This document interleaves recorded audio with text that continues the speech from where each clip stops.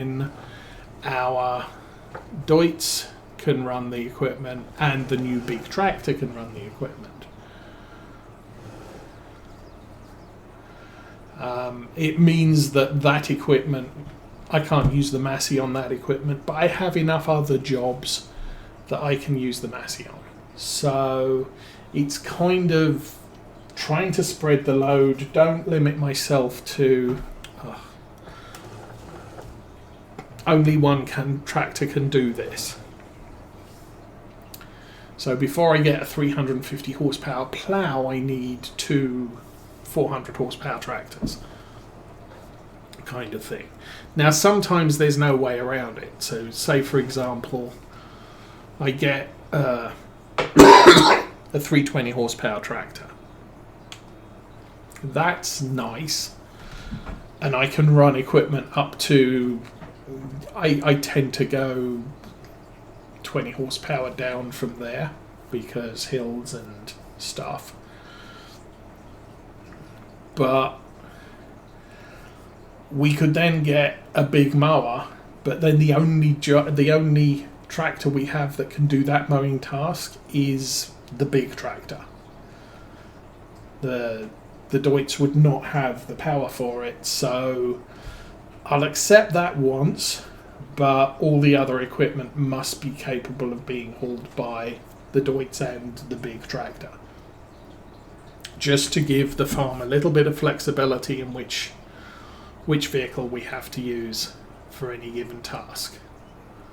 And I am going to lift that up and not collect through the bit that hasn't been rowed.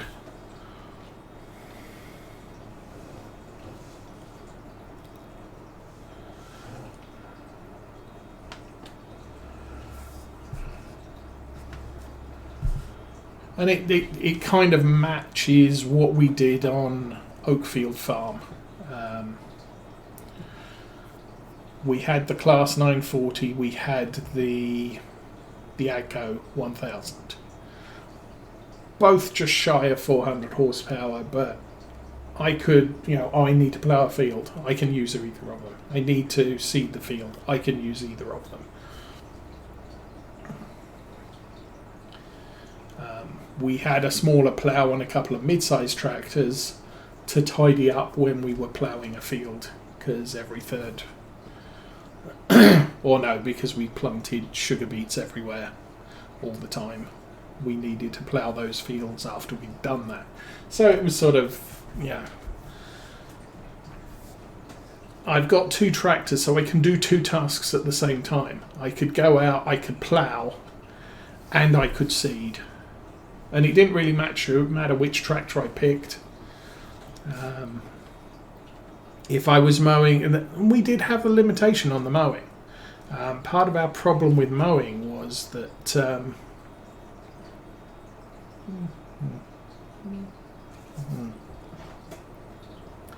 our mower kit did not work on the Class 940 because of the mod. And the front mower would not work. I can't remember if it dug into the ground too much or what, but it did work on the AGCO. So whenever I did mowing, I had to do the mowing task with the AGCO 1000 Challenger, and all of the other tasks could be done by all of the other tractors. And typically, once we got into tedding and raking and baling, I'd bring in our mid-range 250 horsepower tractors to do that, or our small tractor. This tractor will be used less and less for tasks around the farm as our equipment gets bigger.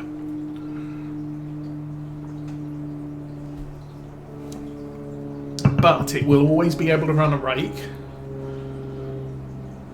and it will always be able to run a tedder, and probably always be able to run a sprayer.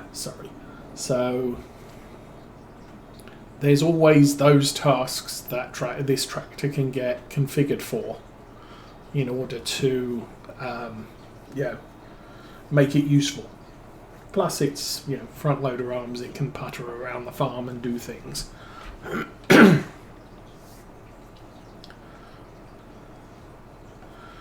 But with only 2 tractors on the farm, this is one of the main use tractors at this time. But as soon as we get a second one or a third one, I'm not too worried about this one being a frontline worker all of the time. Obviously, we use it when we can because it's cheaper on maintenance.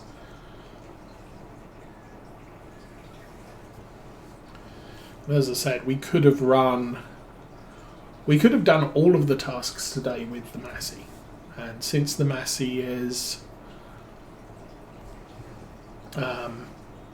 less valuable at purchase, the maintenance costs on it are lower. So it's just cheaper to run this tractor than it is all the others, or the other one. However, if I want to get the jobs done, I kind of need to use both of them.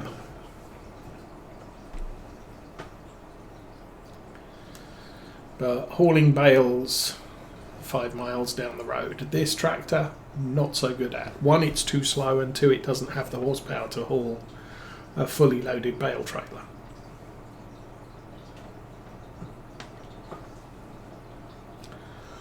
And then as we get bigger tractors, they're going to cost us more to maintain.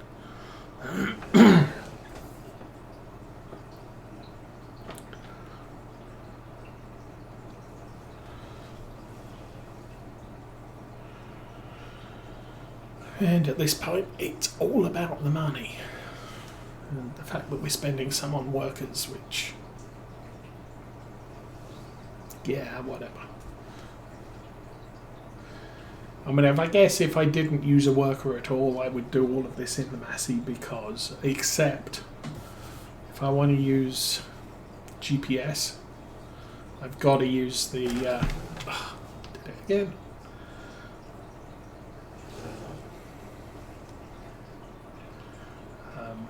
The loop of shame.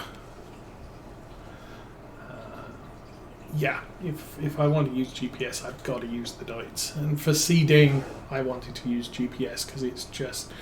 because I knew I can't turn that seeder around in its working width.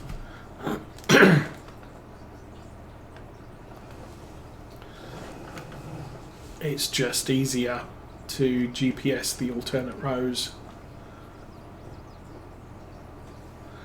And I'm stuck on the bale.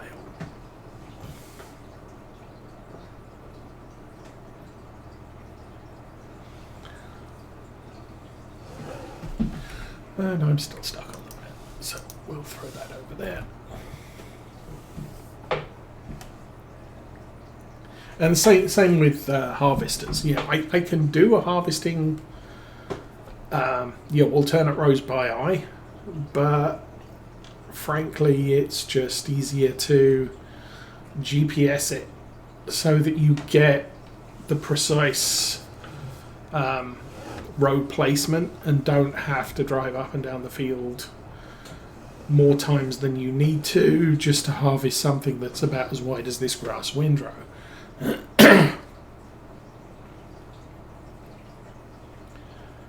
And he's at the other end, so potentially he's going to end up rowing that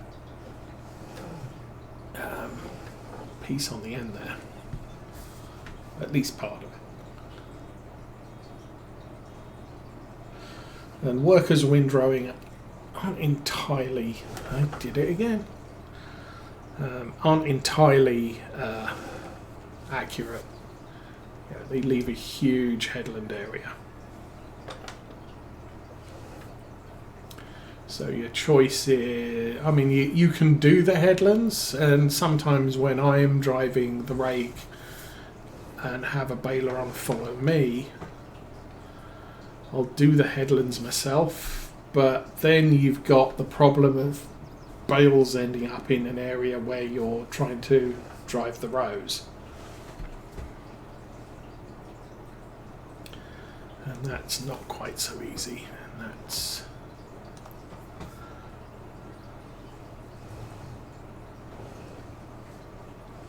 Oh, okay. You can go that way. I'll do a loop and try and pay more attention to the grass that's in the baler. How would that work out? Awesome. I do like this baler. This is a really good baler. Very nice mod. The working width isn't too narrow. I mean, in general, it's picking up exactly what I'm trying to pick up.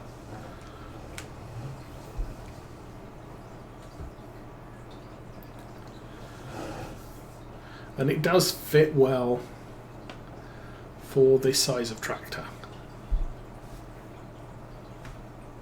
Don't know what we'll get as a square baler when we get there.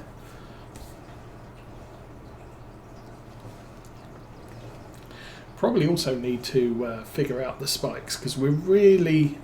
I'm using the Quickie loader tools, and that has a single spike loader option, which is great for round bales. Not really so great for square, I don't think.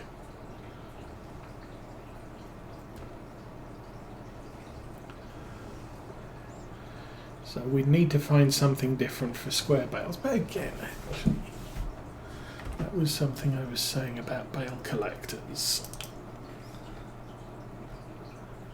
Yeah, I got the Anderson color. That's a stacker,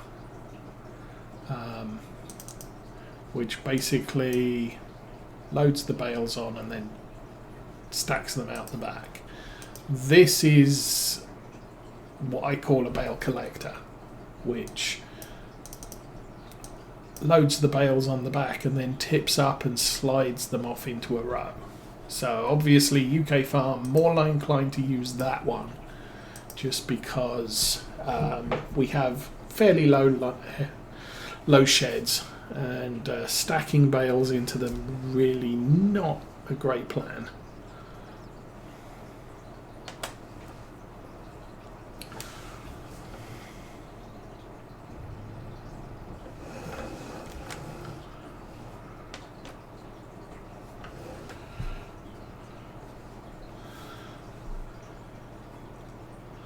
Of course, the other thing with Maize Plus is we will probably need a lot more silage clamps. I don't believe do it again. I don't believe wrapping bales is quite so common in the UK as it is in the US. They tend to put a lot of things in clamps. They'll bale hay, they'll bale straw, but silage is cut with a forager and dumped in a silage clamp. See Tom Pemberton's farm.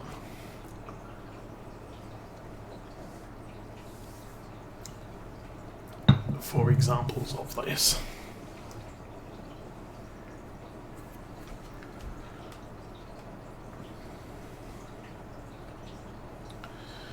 So we may head in that general direction eventually.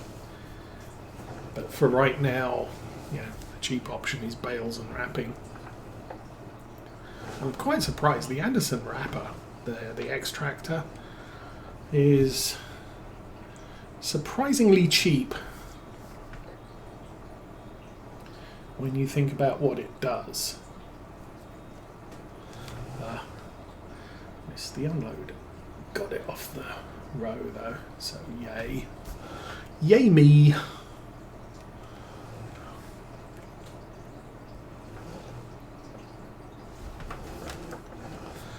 Obviously, sadly, we cannot use a worker for this task, so how did Windrow Dude do? He's okay.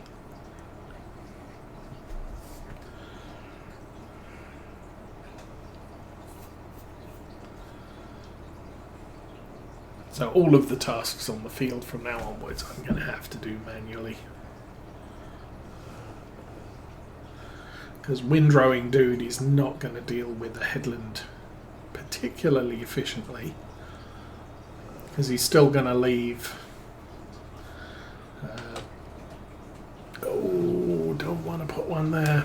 Oh, that's not good.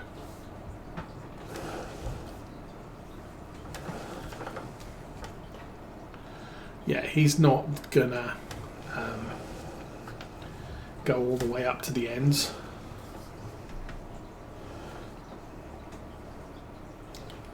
Which is a problem. I think, considering where our bales have fallen, it may be a good plan to get the collector, move them into the yard, and then rake the ends of the field.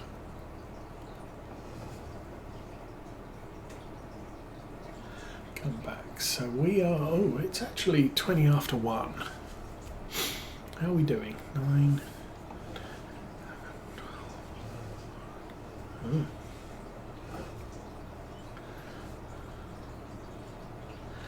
Guess I've got enough footage for 4 days of videos on YouTube.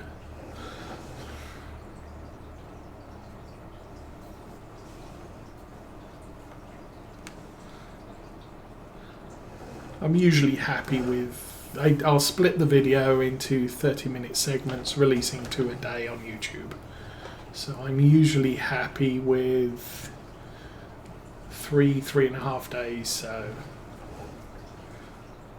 stream for 3 hours or 3.5 hours, or that sort of ballpark. But since nobody else is home, I've kind of not been prompted that maybe I should be doing something else today rather than just cutting virtual grass.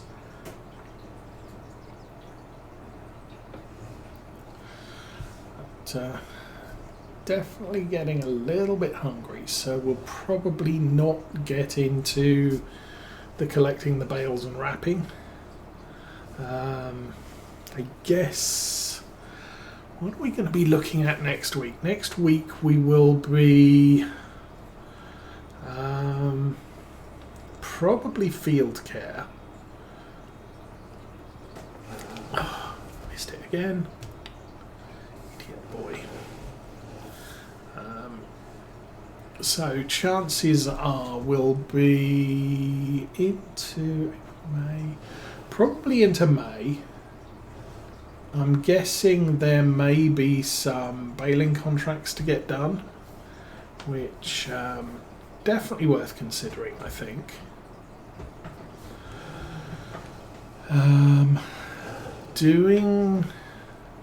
We'll need to spray this field to get the nitrogen content back where it should have been. I just want to jump out. The nitrogen is bad. The pH is still good. It's a little bit down. But I don't think that adversely affects the environmental score until it gets to sort of fair to bad levels, and then you start losing it. So you've got about 3 cuts, 3 harvests before you absolutely have to lime. And I think for the course of a year on a grass field, you might get 3 to 4. So maybe lime it after the last cut. In real life, you only get about 3 cuts. Well, pay attention to the grass in the baler. That would be the plan. And then we should have germination on our sorghum, which means we'll be able to cut that, or we'll be able to fertilize that one as well with our sprayer. And then, because the crop's grown, we'll be doing that in the Deutz with the crop sensors. I honestly don't know about weeds and whether you get weed impact when weeds start growing. But if you plough, there's no weeds, so that's never a problem. I know in the early days, before when precision farming was first released, if you wanted to maximize your weed control score, you absolutely had to spot spray. Even if you ploughed the field, direct drilled, and because you ploughed the field, it turns off weeds for that cycle. So no weeds, thus no need to spot spray, but you still got, oh, you didn't weed, therefore you're bad score, environmental score. It's looking like that's been fixed. Because the last thing we did was plough this field, then we direct drilled it with grass. Also possibly, well, it's grass and grass doesn't grow weeds, potentially. It's not a problem. But if you look at our environmental score on weeds for our sorghum field, and we'll do that right away, this one here, weeds are the middle panel. Well, our middle one here is maximum. So I haven't spot sprayed this field since we seeded it. So I'm guessing there might have been a patch which basically says if you have no weeds, you don't get negative on your weed control. If you do have weeds, then you need to get out there and spot spray it. So next year, if we harvest the sorghum and do some direct drill, direct drills give you 2 levels of weeds, so we will get medium weeds as soon as it does its germination thing.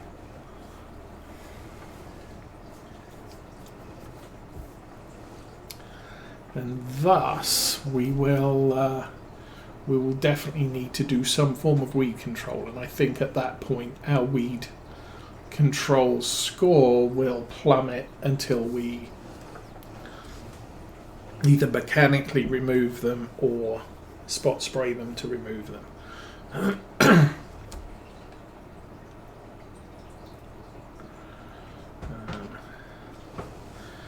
As far as, I think, field 55, which has the wheat in, if we decide to buy that, I don't know what its lime is like, obviously.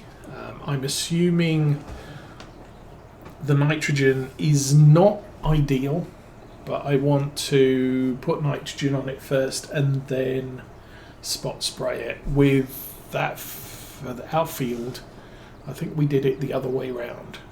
We spot sprayed it first for weeds, then we put nitrogen on. Did we do it the other way round? We might have done it the other way round. Oh, missed again.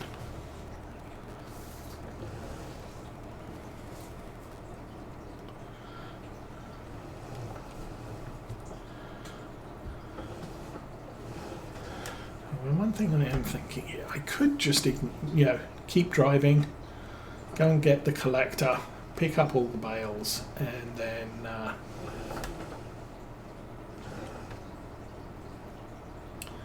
when we're doing the headlands, we can bale the bits in the middle where I dropped a bale and can't easily get to it.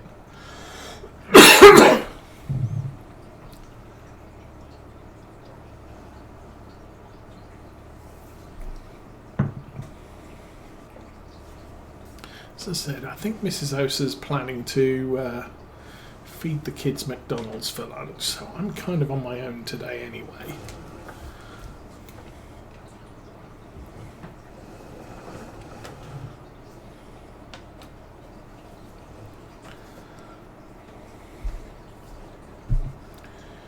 I think we'll call it done. So yes, so join us next week. We won't have kids. We also won't have Mrs. Osa and Teenage Osa in the house either. Again, that's going to be an ongoing thing. And I'm just going to stop. I'll worry about that bit later.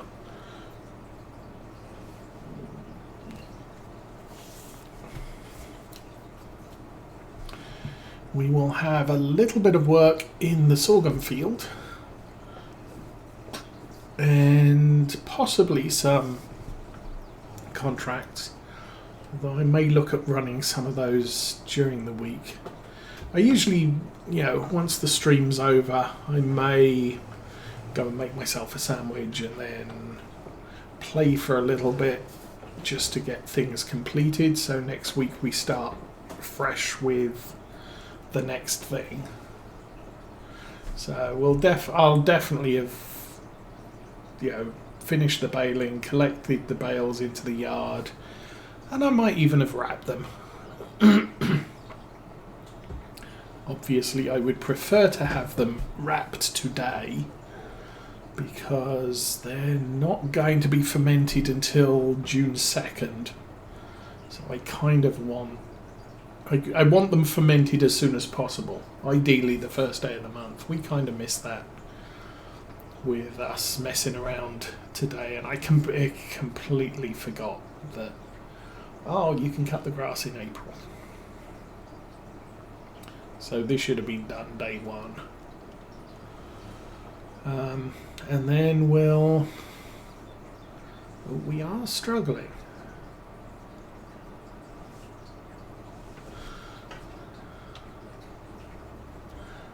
Poor little tractor. So yeah, that was the other thing on maintenance. It doesn't matter if your tractor's running at the limits of the horsepower of the equipment. What really matters is we're driving downhill at, look at that, 17 kilometers an hour. So we are doing baling very fast here. But as soon as I turn around and start going up that hill, because the tractor is right on the edge of its capabilities, we're baling this at 10 kilometers an hour. And so added wear because we're covering less distance over time, and wear is based on time in part. We're also using more fuel because the engine's revving up to its limits. So lots of stuff there. So is it worth doing this job with the Deutz? You're going to pay a higher maintenance cost. However, if you're on a steep field,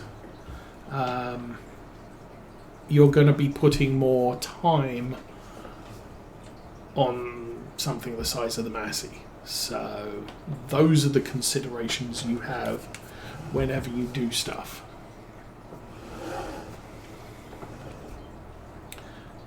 Anyway, we will pick up this row. We'll finish this off. I will be jumping into the Deutz and collecting most of the bales on this field and taking them off to the yard, and then we'll hitch it back up to the rake and do the headlands. But for right now, I'm hungry. I'm sure lots of other people are hungry. Have a good Saturday, have a good week, and we'll be back next week on Maypole Farm.